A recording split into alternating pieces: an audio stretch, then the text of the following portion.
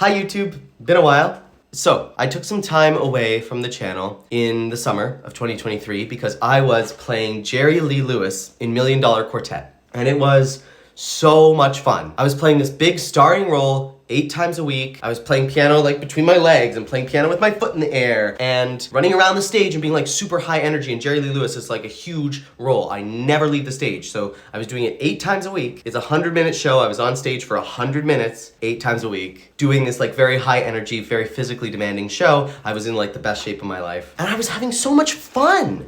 So I really kind of got out of that experience by the end of it, feeling like I really wanted to focus on acting. So I tried to for a bit, but I just had a few disappointments as an actor, kind of back to back in the fall. And I realized that as an actor, you really have very little control over your life. You have to, especially when you're just starting out and you don't have a lot of clout, you have to go to the auditions that your agent wants you to go to, and then you have to take the jobs that you're offered, even if they don't resonate with you, and you have to tell the stories that other people tell you you look like, rather than the stories that really, really resonate with you. Like I always say, I feel like I'm a Sweeney Todd, but I'm actually a SpongeBob SquarePants, you know what I mean? In terms of like quote unquote castability. Because I'm very, very short, the musical theater industry still discriminates based on height, even though they are starting to learn how to not discriminate based on things like race and even weight. You are still not eligible to play a romantic lead if you are 5'4" as a man. And because of how I sing and because of how I look, people just see me in a particular way that doesn't resonate with the kinds of stories that I actually am very interested in telling. And it was kind of frustrating for me for a while. And then I had the opportunity to be the associate music director on a production of Jesus Christ Superstar, which was such a cool production. So it was directed by Sasha Dennis, who is a prolific actor and director in Canada and who's been a mentor to me for a long time, who I just love her and I love the way her brain works. And so she brought me on to be the associate music director for this show. And the concept was, it was a retelling of Jesus Christ Superstar through the lens of Fred Hampton and the Black Panther Party. Because there's like a spooky number of parallels between the story of the assassination of Fred Hampton and the story of Jesus. Like there was an FBI informant who was like, had infiltrated the Black Panther Party and betrayed them to the FBI. And that was our Judas. So it was like a really cool concept that told a really cool story really, really well with a really amazingly talented all black cast. And there was a moment where I was sitting in the audience on opening night, kind of wishing I was on stage. And that amazingly talented cast hit this beautiful major chord that I'd helped them tune. And I realized that I kind of was on stage in a way. I felt like I was singing through them. Even though my body wasn't on stage, my spirit felt like it was on stage, if that makes any sense. And for a long time, I've kind of been hemming and hawing about whether I want to focus on acting or focus on writing. And I decided to focus on acting because I thought it was the most fun. But I realized that there's something about being behind the table that makes me feel really empowered and makes me feel like I'm really in control. And I spend so much time analyzing and coming up with opinions, as you all know if you watch my YouTube videos. And so it is really nice for me when I'm behind the table and my opinions feel like they matter. And I have say, and I get to help steer the ship in a particular direction and kind of say what I want to say through theater. I also am like not that great of an actor.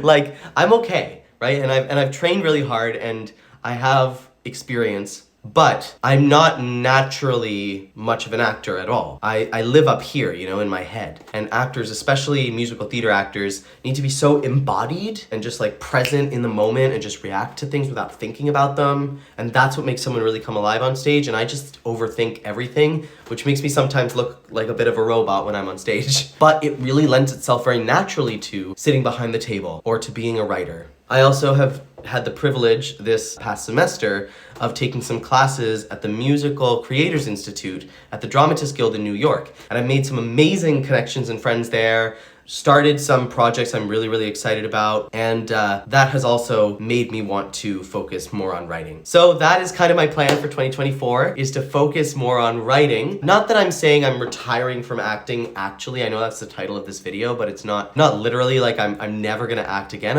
I'm retiring from the active pursuit of acting opportunities, and instead I'm focusing on writing, because I want to leave behind a body of work as a writer when I die, you know? Like I'm really the kind of person who thinks about everything in those like macro terms. So what that means for the channel is that the plan for 2024 is to post 2 videos a week, which I haven't done since the pandemic. And the first video is going to be a music theater theory video. Those should go up on Wednesdays. Last year in my life updates video, I said I wanted to focus more on like polished, edited content. And I did a few videos like that, and they did not perform any better than the videos that I just kind of turned on my webcam and started talking. So I was like, why am I putting in dozens of hours of work into a video to make it polished when, like, why am I actually doing this? Am I doing this to show off how polished I can make a video? Or am I doing this to like share my knowledge and talk to people and meet people and connect with people online? Like, musical theater, music theory analysis is such a niche topic on YouTube that I'm not gonna be a YouTuber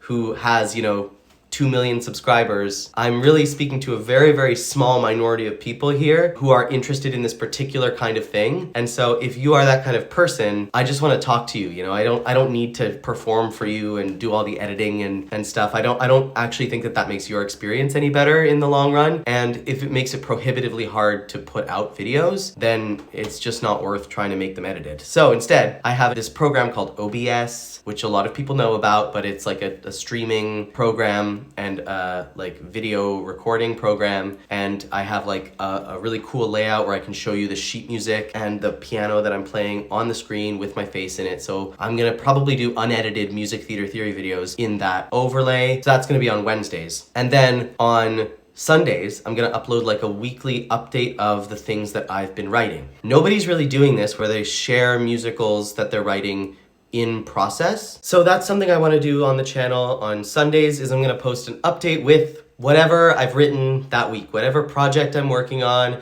I'm going to share it as it's in process so you can watch my work develop and you can get to know me as a writer, because that is where I'm 100% focused for 2024, is on writing musical theater that is challenging and cool and tells cool stories really clearly and really well. I think there's always space for good stories in this world, no matter what. There always has been and there always will be. And so my goal is to tell stories that are interesting, complicated, emotional, and to just tell those stories well. And that's it. It's that simple and it's that complicated. But that's what I want to do as a writer in musical theater. And I'm going to be sharing whatever I'm doing weekly. So you'll have an update from me on my writing projects, and then you'll have an analysis video every week. The other thing that I'm considering doing, and I don't quite know how this would work, but I would like to write a musical entirely on live stream.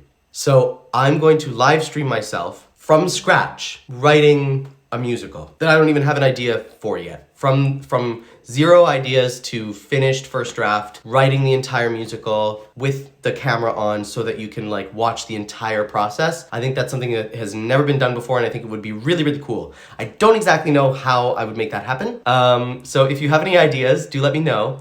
And furthermore, if you have any ideas for what to write about, drop a comment with either a story that's in the public domain or a true story that you think would make a good musical. And I'm gonna take my favorite one and I'm gonna turn it into a musical, hopefully live on stream here on YouTube, when and if I can figure out how to do that. If not, it'll be 2 videos a week. That's the game plan. Of course, if I get a big contract as like a music director, I may have to reevaluate that. But for now, the focus is going to be 2 videos a week, writing a lot. I have a lot of writing projects lined up for next year that I'm super excited about and that you're gonna get to see bits and pieces of as we work on it. So there you go. That's my 2024 life update. And thanks for joining me on the ride. I'll see you around.